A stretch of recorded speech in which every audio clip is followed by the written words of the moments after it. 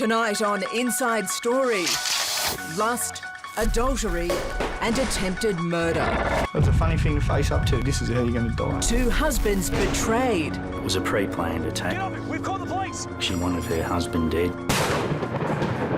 If I don't make it, look after the kids. Two families shattered by scheming wives and their lethal lovers. Who did the actual stabbing?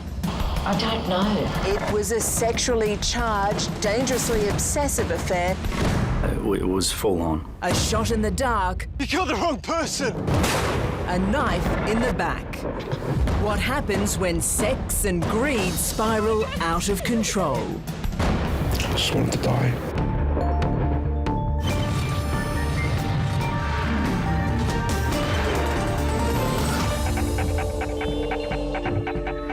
Hello, I'm Layla McKinnon. Welcome to Inside Story. It would be hard to find two men who were less alike. Joe Ricks is a farmer, a knockabout kind of bloke. Chris Sotirio, a millionaire businessman used to the good life. But there were some striking similarities. They were loving husbands, devoted fathers. And in both cases, someone wanted them dead. Someone very close to home. Two couples, married and very much in love. Or so it seemed.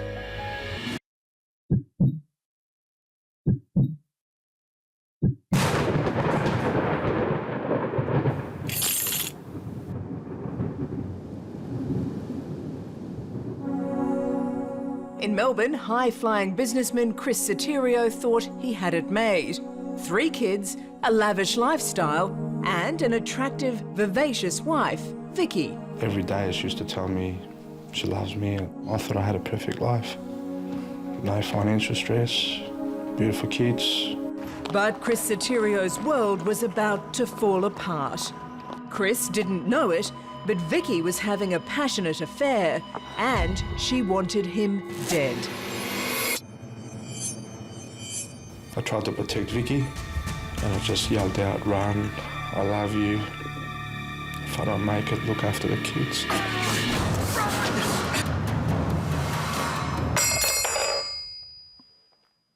I've just come here to confess, and that's all I want to say right now. Okay.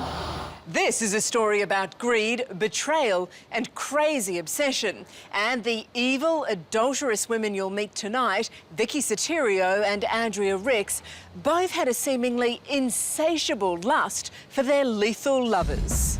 The whole neighbourhood knew. How did they know? How? Well, they knew. He was there nearly every single day. No other man exists in my eyes ever. For Vicky Sotirio, it was an obsession that spiralled wildly out of control. I love you, Ari. Public sex, very private tattoos, and strangest of all, the double grave plot she bought with her lover, Ari Dimitrakis. Have you ever seen anything like that before? No, never. Very obsessive, passionate, bizarre. I will suggest to you that you are in fact obsessed with Vicky. Far from not obsessed. But Ari was just as obsessed with Vicky. So obsessed, he was willing to do anything for his lover, even kill. He then stabbed him 6 times to the body and once across the throat in an attempt to murder him. No way. I'll never do another to anybody.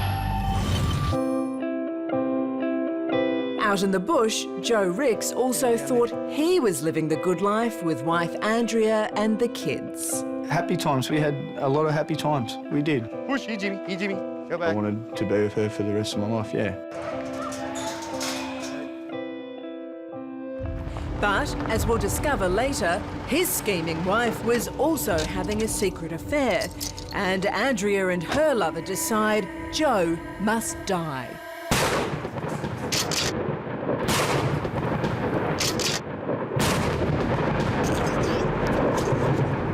Joe's now been shot 3 times and he has no idea why. Imagine the pain and fear. Joe's being hunted and all he can do is keep running. Yeah, I did. I thought I was going to die. I did. It was a funny thing to face up to. There and then, I just had to, it was like, well, Joe, you're going to die here. This is how you're going to die. From the day they wed, Chris Sotirio and his wife Vicky seemed the perfect match. For 16 years, they enjoyed an apparently loving partnership. I do remember the day as if it was yesterday. It was the happiest day of my life. Such a long story. But Chris, a wealthy civil engineer, would discover Vicky wasn't the devoted partner he thought she was. When did you organise it? When did I organise it? And their happy marriage was a sham. Every day she used to tell me she loves me and till death do us apart. Little did he know it, but that solemn wedding vow, "Till death us do part," would very nearly become a chilling epitaph for Chris Sotirio. In 2008, Vicky rekindled a relationship with former boyfriend, chauffeur Ari Dimitrakis. It was a sexually charged, dangerously obsessive affair that could only end in tragedy. How would you describe Vicky's relationship with Ari? It was extremely obsessive. They had tattoos on each other's body representing their love for each other. They were in constant phone contact with each other. There were numerous text messages, love letters. It was full on. As the intensity of their relationship escalated, the behaviour of the secret lovers became increasingly bizarre. They actually purchased a joint grave plot together where they would ultimately be buried. There was a particular witness that even saw them passionately kissing each other at the cemetery, so they wanted to be together for all eternity. Then came the fantasies about murdering Chris. On numerous occasions she said that she wanted Ari to either kill Chris or arrange to have Chris killed. And to appease Vicky, Ari would say that he would organise it. He knew hitmen, he would be able to have it done, and Ari believed that as a result of these conversations, Vicky would become aroused and it would enhance their sexual experiences. But Vicky Sotirio was deadly serious. She wanted her husband killed and she wanted his money. Chris owned several properties and had millions in super. So she was hoping to take that money and build a life with Ari?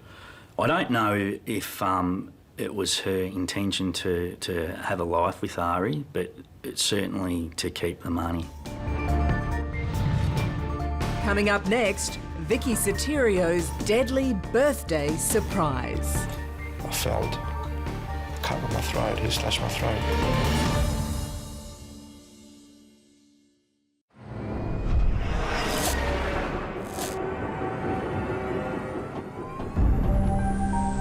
By early 2010, Vicky Sotirio had convinced Ari Dimitrakis to murder her husband.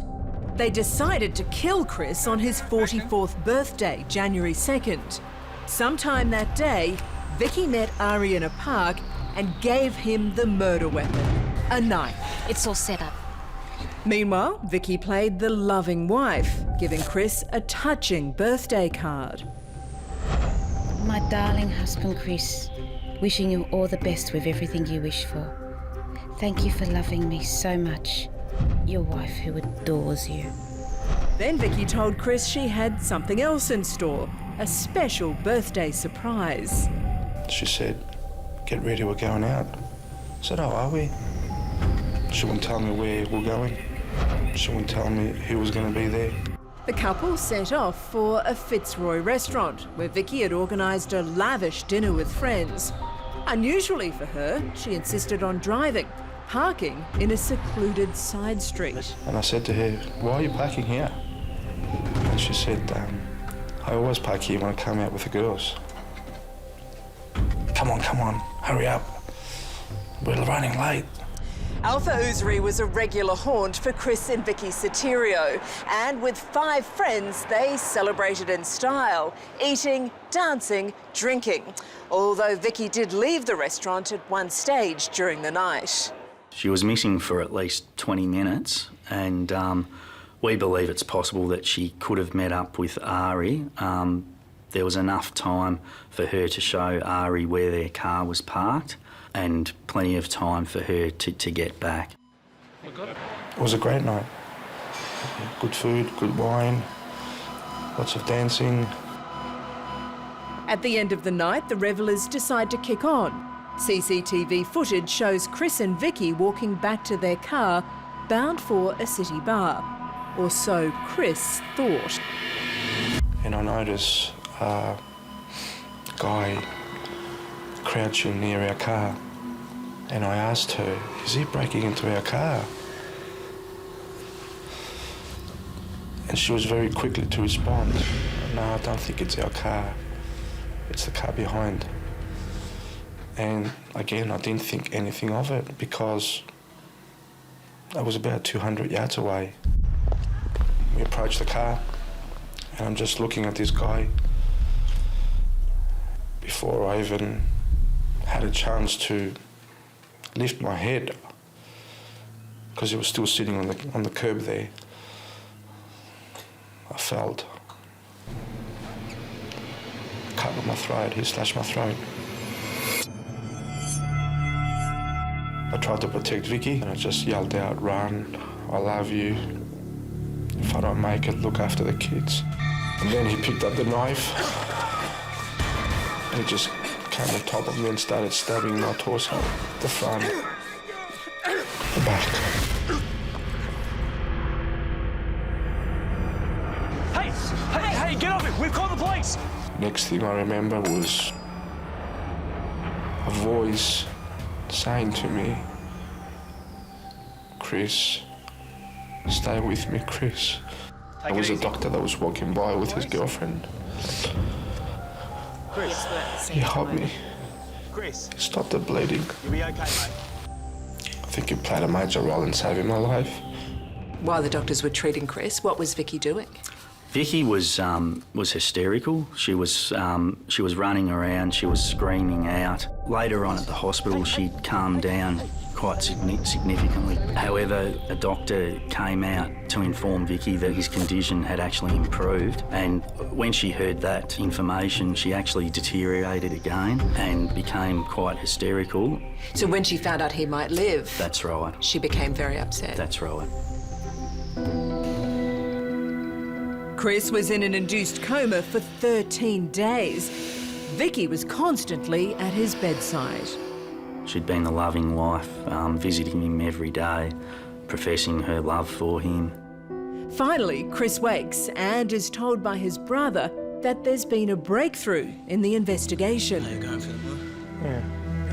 Police advised him that they're moving in closely and making an arrest. And then Vicky came about an hour later and she was just crying and rubbing my face, and I mentioned to her that the police are going to make an arrest.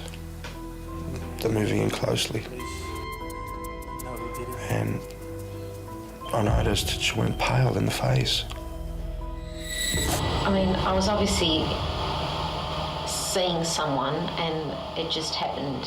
Although police had no evidence linking Vicky with her husband's stabbing at this stage, she thought they did. And out of the blue, she confesses to detectives of her affair with Ari and also to being involved in planning the attack.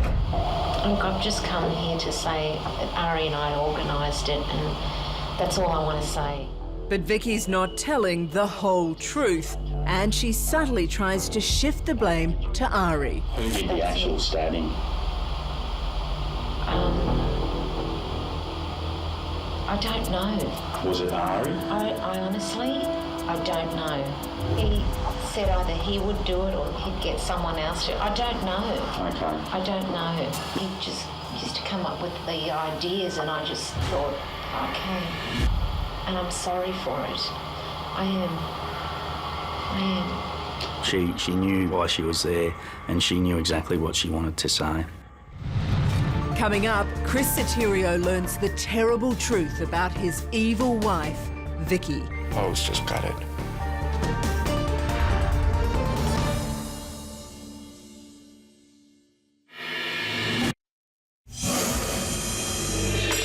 Chris Sotirio has been savagely knifed by an unknown man on his 44th birthday. His wife Vicky has admitted she was involved in the crime with her lover Ari. But he denies anything to do with the stabbing, or indeed the affair. It's alleged that you were involved in the planning and the attempted murder of Chris Sotirio. What do you know about that? Nothing at all. Do you know Chris Sotirio? I know of the name. How do you know the name? I know his wife, actually. Okay, and who was his wife? Just a lady by the name of Vicky. Okay. And how do you know Vicky? Just old friends from way back. How often do you see Vicky? I've seen her for a while. We sort of stopped seeing each other for a while. But in fact, Ari was seen outside the Sotirio's house almost daily. And Vicky was telling police the only person who didn't know about her affair with him was her unsuspecting husband, Chris. The whole neighbourhood knew. How did they know? How? Well, they knew. He was there nearly every single day for like 2 months. There's a friend of mine there. Finally, Ari admits to the affair, but still denies having anything to do with the stabbing. I'll put it to you that you were in love with Vicky Sotirio and wanted Chris Sotirio dead so you could be with her. No. Why are you smiling? Because we'd actually spoken about us leaving each other's partners. It's alleged that you and Vicky Sotirio planned to murder Chris Sotirio. No way. I've done a lot of crazy things in my life. But police soon have the evidence to take the smile off Ari's face. Traces of Chris Sotirio's blood found in the car he was driving that night. Ari is charged with attempted murder, and initially Vicky does her best to make sure he's found guilty. Why did you want Chris dead?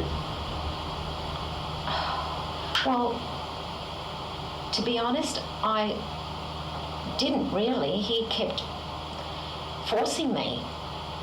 He just kept mentioning it, and I just thought, yeah, all right. It was basically like that. Can you explain why?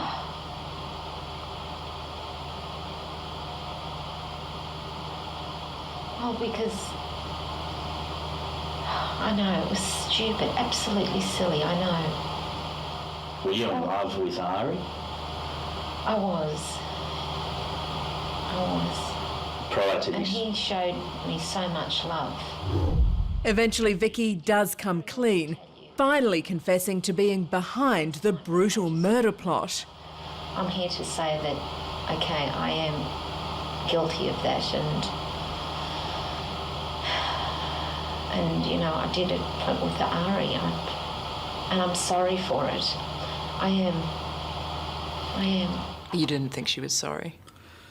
Well, it was a pre-planned attack. She wanted her husband dead, so it's difficult for me to believe that, you know, she was sorry. She was probably disappointed that he survived. Police now had the painful task of telling Chris Sotirio the terrible truth, exposing his wife's lies, her sordid affair, and her treacherous attempt to murder him. He must have been shattered. He was shattered. He was extremely upset, and he just couldn't believe it. I tried to rip the drips off my hands. I was just gutted. I just wanted to die. It was Demetriakis who stabbed Chris Sotirio up to 6 times. Eventually, Ari pleads guilty and agrees to give evidence against Vicky Sotirio. He's sentenced to 7 years jail. Now it was Vicky Sotirio's turn to face justice. Given the lurid nature of this story, Vicky Sotirio's trial was always going to be spellbinding, and it didn't disappoint. Despite her confession to police, Vicky pleaded not guilty to attempted murder. That meant all the lurid details would come out in court. There were the breathless texts from Vicky to Ari. No other man exists in my eyes ever. Only you, Ari, my husband. I only have eyes for you, baby. I love you, Ari. And there was the love letter Vicky sent to Ari in jail. My love, my life, my everything. Eternally yours. Marry me. But most sleazy of all, details of their public sex. They were in a car park at KFC and they were checked by police, and Vicky was adjusting her clothing in the back seat, so they were having sex or in some sort of passionate embrace. Vicky Sotirio was found guilty of attempted murder and jailed for 12 years. In sentencing her, Justice Elizabeth Curtin said the crime was a gross betrayal of trust, describing Vicky as highly manipulative. You did not wield the knife, but you intended your husband's death just as surely as if you did. Her motive was to get all of the money, not a divorce settlement. How much money was she hoping for? All up, it would be in the vicinity of, I would say, at least 3 to 4 million. She is so cold. How would you describe somebody who does that kind of thing? I'd describe Vicky as extremely manipulative and heartless. I think I was blind. My sisters and my friends and are just saying, my God, you're just a sucker. But I don't look at it like that. I look at it on the basis that, she's my wife. Just got to give trust, and I trusted her so much. Still to come on Inside Story, the secret love life of Andrea Ricks. She was like a Jekyll and Hyde. How she fooled her husband. I thought we were going to be there, married forever. And why she wanted him dead.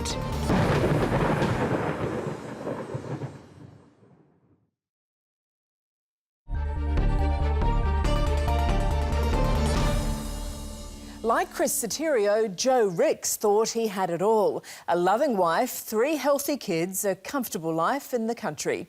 But Joe Ricks was living a lie that would almost kill him. Push, push, push. Joe Ricks is a down-to-earth, no-nonsense sort of bloke, country-born and bred. I was always going to be a farmer. I love the open spaces. Oh, the animals. Love stock. That's good, love it.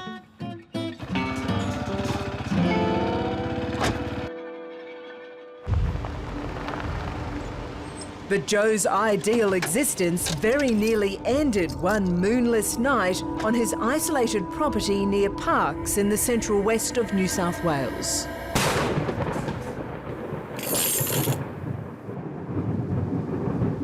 So what did you think when that first shot hit you? I didn't know what to think. I thought my keys had exploded in my hand. I looked up and I seen the form of a person coming out from behind the tree just there. What are you doing? You killed the wrong person. I knew I had to get out of there pretty quick. It's a targeted murder attempt, but just who pulled the trigger is a mystery. There are certainly no clues in Joe's past. What kind of a life was it? Was it busy? Was it happy? Yeah, it was good. We had a lot of happy times. We did. Wouldn't change a bit. Wouldn't change anything, though. No, it wouldn't change a thing. Joe fell in love with Andrea while they were working together at a local store. I found Andrea very attractive.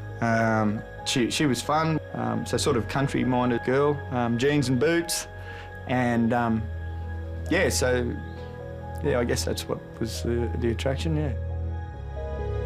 They married in 1997. So what was the wedding like? Good. No, it was a great wedding. It was a lovely wedding, yeah. Not over the top, just suited me down to the ground. I'm not too flash. She looked lovely on the day, I guess, yeah. Yeah, she did. Their life together blossomed. Over the next 10 years, Joe and Andrea had 3 children, Jessie, Doc and Jack. I thought we were going to be there, married forever, yeah, and everyone was going to be together. What Joe didn't realise was Andrea's hiding a secret life. She was bored, lived on the farm. She wanted a better lifestyle. She had very expensive clothes in her house and had accumulated a lot of debt, which Joe didn't know about. She was like a Jekyll and Hyde. Who she was not who she was. While Joe looked after the farm and cared for the kids, Andrea went to work. In December 2006, she began an affair with a colleague, Terry Seeley. So Terry was a person who saw Andrea as an angel, I suppose you could say. I think he called her his princess at the time, and she liked being called princess too. Did Andrea seem madly in love with Terry? No, he was just a means to her end, I believe. And that end was money. Andrea wanted her husband's farm and his life insurance, and she convinces her gullible lover, Terry, to take part in her deadly plot. You painted a picture of Joe being a person who was violent, showing she'd even feigned injuries whereby she'd been out at the working on the farm and sustained a bruise to her body somewhere, like working with the sheep and doing things. She'd see Terry and say, "Look what Joe done to me." She made him believe that if he didn't actually shoot Joe and kill him, that he'd wake up one morning to find out that Joe had killed her. The conniving Andrea has set her trap. Now she begins plotting Joe's murder, and in a bizarre twist, even steals her husband's own shotgun to carry out the killing.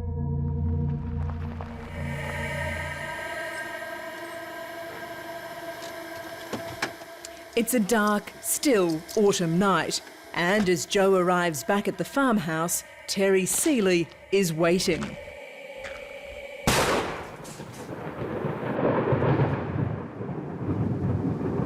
I could feel pain, a burning pain. I knew that something wasn't right inside my stomach. There's a lot of blood coming from my right side, and I knew that wasn't right. What are you doing? I then I looked up and I seen a shadow of a figure coming out from behind a tree. You killed the wrong person. I was yelling, I said, "What are you doing?" And what did he do? Nothing, he just pumped that gun, was going to shoot me again. I would have rather if he'd spoke. Probably told me something, but he didn't. No, he was just there to kill me.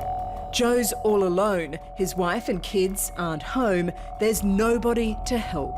He pointed the gun towards me and I started footing it that way. I got down further, nearly past the chook shed there. That's when the second shot went in.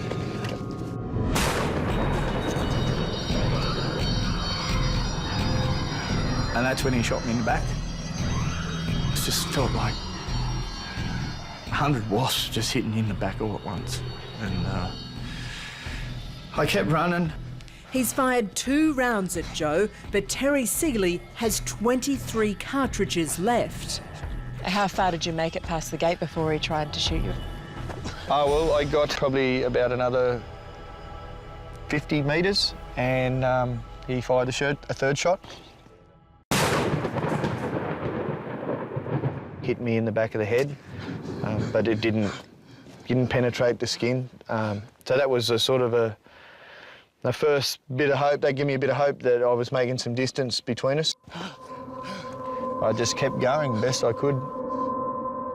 So now Joe's made it across the road and he's about to climb over this barbed wire fence into his neighbour's paddock. But any help is still 3 kilometres away. He's crippled by pain. He can hardly walk. And then he hears the gunman's car. He's coming after him and he thinks this is the end. I thought I'm going to die. I didn't know why. I just thought this is how I'm going to die. And what did you think of when you thought you were dying? I thought of my family. Thought of my wife, my kids. That I'd never see them again. Then a glimmer of hope in the distance, lights from his neighbour's farmhouse. It was dark everywhere, but if I could just keep going and try and get some cover somewhere. Finally, almost an hour after he was ambushed, Joe is just about to reach his neighbour's house. He's bleeding and he's in terrible pain. By now, it's only adrenaline carrying him those final few steps to what he hopes will be safety and survival. Help! What do you think you looked like when you came through that door? I'll always remember the look on their children's faces. Without them seeing blood or injuries, the terror on my face would have been enough for them to know that something was dreadfully wrong. As ambulance officers tried to stem the massive loss of blood, Andrea arrives. Are you okay? Are you okay? She was crying and trying to touch me and trying to grasp hold of me to cuddle me.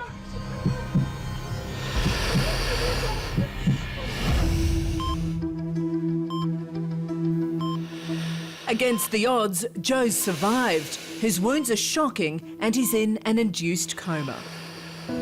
They took half my bowel out and anything I didn't need on the right side, and then they replumbed it all back up, apparently, and stapled me back together. My hand was a bit of a mystery for a while. It was badly broken.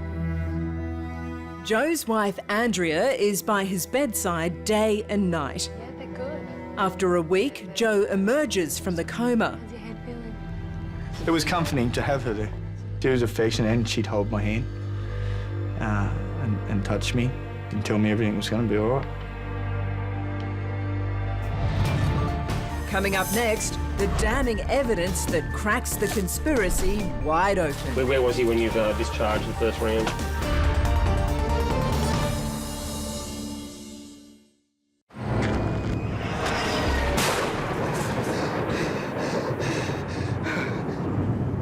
While Andrea Ricks was playing the loving wife, police already suspected her involvement in the shooting of her husband, and they interviewed Joe at the first opportunity. I only just got conscious yesterday.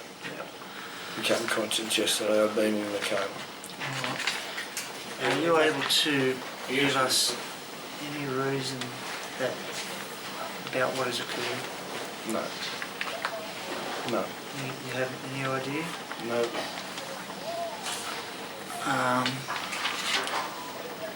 Nothing, no suspicions? No, I don't. I didn't think I had any enemies. No. Yeah. Why did you suspect Andrea? Just how calm she was. She was just very casual about it and very relaxed. And when you're looking, as an investigator, looking for a reason, it just didn't sit right. Soon, Detective Sergeant Steve Howard and his team learn about Andrea's affair with Terry Seeley through their workmates at Country Energy. Most people out there knew that Andrea Ricks and Terry Seeley had them having an affair. And there'd been a bit of a jibe going on. But Terry's mistress had her husband had been shot, and they were joking if Terry had done that. Then a red-hot lead. A damning piece of evidence in the back of Terry Seeley's work ute. A shotgun cartridge identical to the 3 spent shells found at the crime scene. Here we have Terry Seeley, who works at Country Energy. He's asked to borrow a ute. They found a cartridge in the actual vehicle, and he was supposedly a lover of Andrea Ricks. Then another breakthrough. The scheming couple overheard talking about the gun used in the shooting. Andrea asked Terry, "Where is it? What'd you do with it?" He reassured her that they'll never find it. Detectives searched Terry Seeley's house for more evidence. In just a week of meticulous and determined police work, they've cracked the case. They charge him with the cold-blooded shooting of Joe Ricks. I'm with Terry Seeley, the Parks Police Station. You own Terry Seeley? Yeah. Okay. Terry, I'd just like to inform you, you are currently under arrest in the conspiracy to murder of Joe Ricks at a Bogan Gate on the 1st of May 2007. What follows is a full confession. Terry spills the beans on Andrea and her scheme to kill Joe. Where was he when you discharged the first round? Terry is taken back to the crime scene and gives a blow-by-blow description of the night.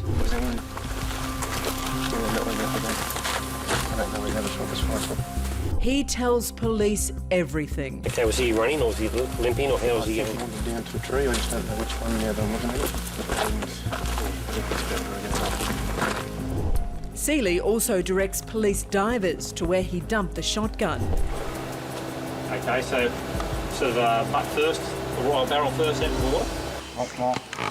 I'm sure he was relieved to tell his side of the story. His family and friends who he spoke to had said they'd known him all his life. They'd never been involved in a fight. And he never fired a shotgun until this night. And here he was shooting a person and lying and trying to create alibis. It was a total alien world to what he was used to. Andrea is completely unaware Terry's been arrested when she's summoned by police for an interview. I've just got to go have a quick chat with the police, OK? I'll be back before you know it. What was that last goodbye like when Andrea left to go to the police station? It was a loving goodbye. Yep, she gave me a kiss and touched my arm and hand and said she'll be back. Won't take long, I'll be back before you know it. Love you. But Andrea never came back. 8 days after the shooting, 8 days after she began her bedside charade, Andrea Ricks is arrested and charged. Just to let you know that you're under arrest in relation to conspiracy to murder against Joe that happened on the 1st of May 2007. You understand conspiracy? Not really, I'm a bit thrown by the whole thing. How did she react to being arrested? It's very cold. Andrea, I would say, be one of the most cold-hearted people I've ever met in my life. There's no remorse towards Joe. The only remorse was that they hadn't succeeded in killing him. He's been totally oblivious to his wife's secret all along. Now Joe Ricks finally learns of her murderous plot. Everything just changed. I had to stop. I just had to stop loving somebody just like that. It sounds like you felt crushed. I was devastated, yeah. I lay there for hours, lay there for nights, just thinking about how she put on a good show. It made me question everything, not just from when I was shot, from prior to that, to my marriage, to what was real and what wasn't real. Terry Seeley's confession has sealed the fate of his lover, Andrea Ricks. The police evidence is overwhelming, but that doesn't make the trial any easier for Joe. What was she like during the trial? I made eye contact a couple of times. She was cranky. She was angry inside. Yeah, like she was... If looks could kill, yeah. In the end, thanks to the outstanding work of the New South Wales Police, Andrea's sentenced to 8 years jail, Terry Seeley to 5.5 years. Do you ever think about him and why he did it? They tell me he was led round by his manhood. Yeah, it didn't... I would have preferred it if she went for a model or something. It might have seemed half worthwhile. What questions would you like to have been able to ask Andrea? Why? Initially, I'd like to ask her why she would do it to me, to start with. Why she would feel that she'd do it to our children. And whether it was worth it. Now, was it worth it? Coming up, the aftermath. How the survivors face their demons. I will trust people again, absolutely I will.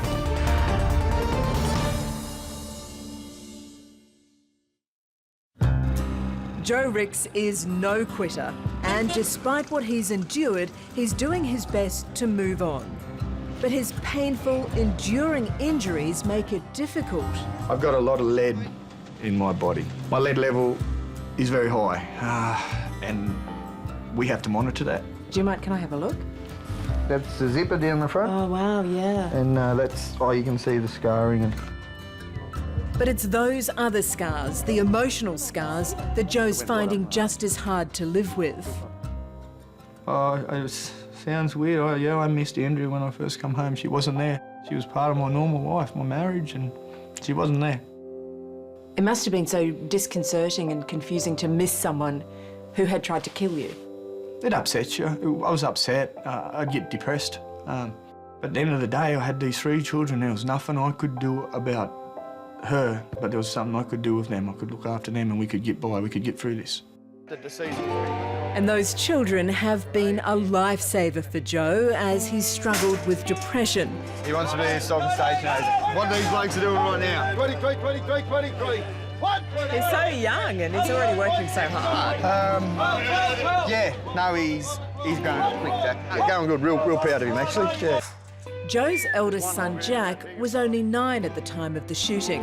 Now 16, he's been a tower of strength for his dad. I don't think many of us have a relationship like me and Dad. Like, others, it's sort of just a father and son thing, but yeah, this is like we're best mates, so yeah. Perhaps the biggest challenge for Joe was being able to love again.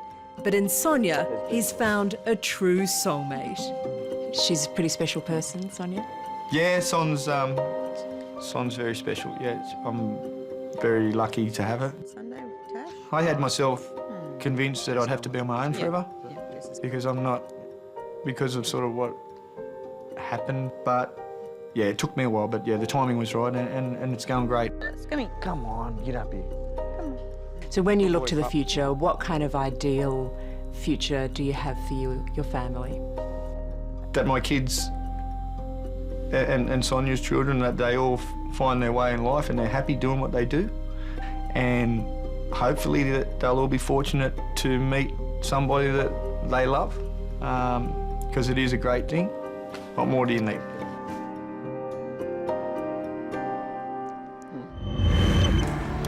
Back in Melbourne, Chris Sotirio is trying to move on too. In one frenzied moment, his life was changed forever, but he's getting there, bit by bit. I'm pleased it's all over, and focus on the kids now, start rebuilding our lives, and yeah, we'll move on. Not only were his wounds shocking, Chris also fell into a deep depression after the attack. But he's using his experience to help others and plans to set up a refuge for victims of crime. He knows just what they're going through. I want to leave a legacy behind and I want to make a difference. And I will trust people again, absolutely I will.